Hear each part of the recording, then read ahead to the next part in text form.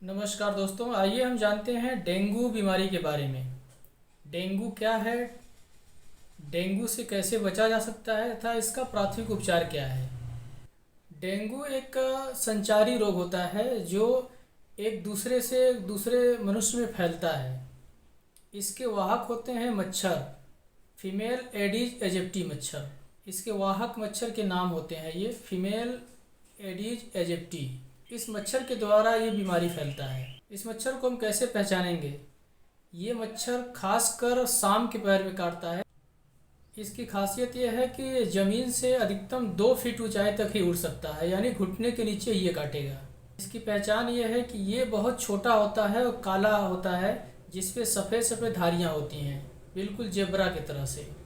और इस मच्छर के डायरेक्ट काटने से कोई बीमारी नहीं फैलेगा जब तक ये किसी संक्रमित व्यक्ति को काट कर फिर किसी स्वस्थ व्यक्ति को नहीं काटता है, तब तक वो बीमारी नहीं फैलेगा। क्योंकि ये अपने लार के माध्यम से उस व्यक्ति में से वायरस को लेके आते हैं और फिर दूसरे स्वस्थ व्यक्ति में ये वायरस को छोड़ देते हैं। फिर इनके द्वारा छोड़े गए वायरस कम से कम 5 से 10 दिन लगते हैं बॉडी में डेवलप होने में। उसके बाद इस रोग का लक्षण मालूम होता है। जब वायरस हमारे पूरे शरीर में फैल जाते हैं फिर हमें तेज ठंड लग के बुखार आएगा, हड्डी तोड़ बुखार होगी, उल्टी होगा, पेट में दर्द होगा, बहुत सारे लक्षण नज़र आएंगे।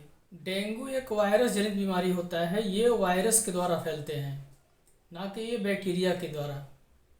और ये वायरस का स्थान होता है मनुष्य के शरीर में प्लेटलेट में। ये वायरस मनुष्य के शरीर में प्लेटलेट में रहते हैं और उन्हीं को ये खाते हैं। जब ये धीरे धीरे प्लेटलेट को खा जाते हैं तो मनुष्य के शरीर में प्लेटलेट कम हो जाता है, जिसके वजह से बहुत सारी दिक्कतें होने लगती हैं। जिसके वजह से जब डॉक्टर जांच कराते हैं तो प्लेटलेट कम मिलता है। अक्सर डेंगू के मरीज में प्लेटलेट डाउन आएगा, क्योंकि ये प्लेटलेट को ही खाते हैं। जैसे मलेरिया में आरबीसी को खाते हैं, इसी तरह से ये प्लेटलेट को खाते हैं। डेंगू तब खतरनाक होता है जब प्लेटलेट आपका 50,000 के नीचे आने लगता है तब।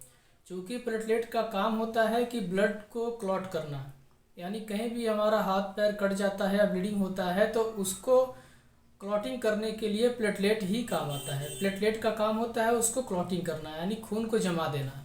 तो जब प्लेटलेट कम हो जाएगा तो वो खून को जमा नहीं पाएगा, जिससे ब्लीडिंग होता ही रहेगा और पेशेंट मर जाता है। तो जब ज़्यादा प्लेटलेट कम हो जाता है तो बॉडी के किसी भी ऑर्गन में या किसी भी अंग से ब्लीडिंग होना चालू हो जाता है। जब ब्लीडिंग होना चालू होता है तो पेशेंट को बचाना मुश्किल हो जाता है। डेंगू के मरीज में जब तक ब्लीडिंग नहीं होता है किसी ऑर्गन में, तब तक पेशेंट को कोई रिस्क नहीं है, कोई दिक्कत नहीं होता है। क्योंकि ये वायरल बीमारी है, ये धीरे धीरे 7 से 21 दिन में ये कंट्रोल होना चालू हो जाता है। अगर किसी भी ऑर्गन में ब्लीडिंग हो गया तो फिर इसको बचाना मुश्किल है। वैसे डेंगू के मरीज में केवल 5% ही होता है जिसमें ब्लीडिंग होता है, बाकी लगभग ठीक हो जाते हैं सब।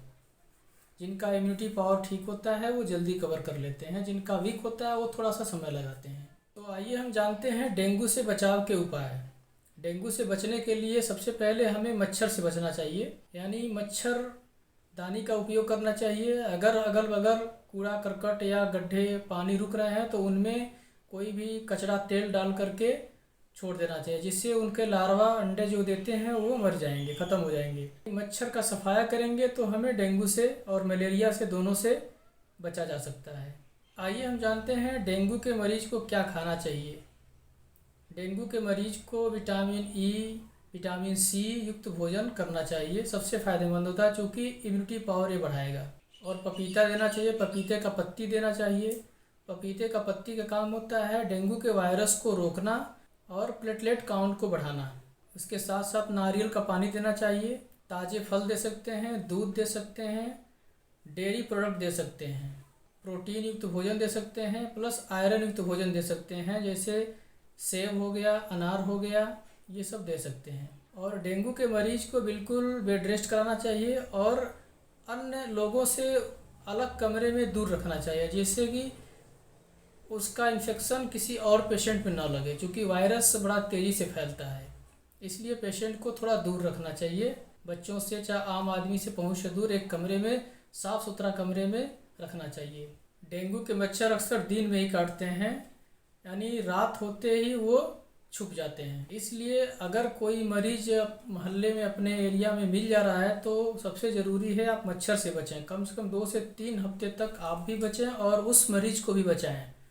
सबसे ज़रूरी है उस मरीज को बचाना, क्योंकि अगर एक भी मच्छर उसको काटा तो वो बहुत सारे स्वस्थ आदमी में फैला सकता है। इसलिए सबसे ज़रूरी है उस आदमी को बहुत सेफ्टी से रखना, मच्छरदानी में रखें और एक अलग कमरे में रखें। तो डेंगू बीमारी से बचने के लिए ये सारे उपाय करें और दूसरों को भी बचाएं। तथा वीडियो अच्छी लगी तो लाइक और सब्सक्राइब ज़रूर करें, दूसरों को भी शेयर करें ताकि डेंगू के बारे में सबको पता चले तथा उसका बचाव क्या है सबको मालूम पड़े। धन्यवाद।